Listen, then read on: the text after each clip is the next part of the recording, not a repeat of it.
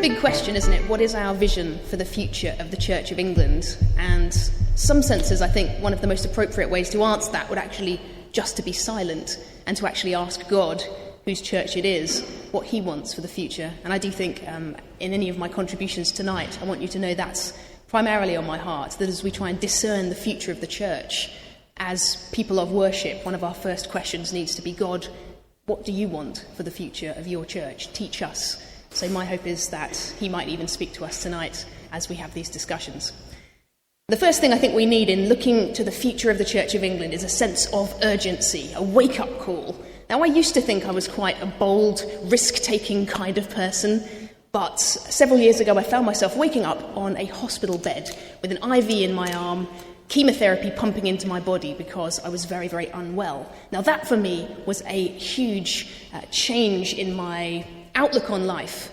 Laying there from that hospital bed, life looked different. I'm sure you've probably been through similar things in your life where things flash before your eyes and you realise, I need to make a change now. From now on, things need to be different. So after coming through that period of chemo, I've become a lot bolder. I've taken more risks. I've said things I never thought I could say, and I've taken leaps into the dark that I was too afraid to previously. And I think as the Church of England, we need to realise the condition that we are currently in. The statistics, Linda Woodhead and Lancaster University and other people have proven that decline is really setting in. And I don't say that to discredit the Church of England. I say it because I love the Church. But we are in decline. The statistics do prove it. And the first step to realising how to get well is to be honest about the condition you're in, isn't it? So out of love for the church, I say tonight, we need an urgent wake-up call to realise that we are sick. We're lying in a hospital bed. If we carry on as we are, the Church of England, as we know it and love it, may not exist in a few generations. So from that position of urgency, we need to formulate our vision. And that urgency needs to move us out of our comfort zone, out of the place where we say, well, we've always done it this way. Anybody ever heard that? We've always done it this way, it needs to end. And we need to say, actually, how can we reimagine, re-envision, and surrender control, take our hands off the wheel, and see what the next generation want to bring to the table.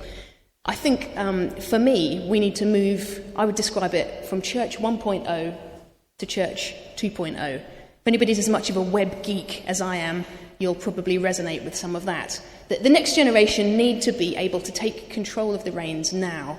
They're not people waiting in the wings that will suddenly step in and fill up the pews when decline is at its absolute maximum. We need to give people control now. And I'm hoping that that sense of urgency in the church, as we realise that we are in decline, that we are in a state of emergency, will pry us out of our comfort zone and allow many of us who are afraid to let go in our churches to surrender a bit of that control and experiment. So, Web 1.0. You're probably familiar with that. It was the birth of the internet. It was the web page that you looked at that didn't do anything. You sat there, you kind of, read it, you put it away. Web 2.0 is the interactivity that's become the norm today. Twitter, Facebook, social media. Everywhere we go online, we don't just absorb things, we shape the environment. Now, this is the digital generation growing up. They're used to coming into an environment and making it different as a result of being there. They're not used to sitting in a seat and having something done to them and then leaving. And that's basically what happens in many church services. It's very 1.0. So what would it look like to have Church 2.0, a digital version of church where everyone in the pews was shaping the experience, user-generated content? It definitely takes a surrender of control. And to many people here, you might think this sounds like gobbledygook, and that's okay. But what we need to do is give power to the younger people now. We need to enable them to shape a church they will actually want to carry into the future. Otherwise, there's no way they're going to pick it up when we hand it over to them.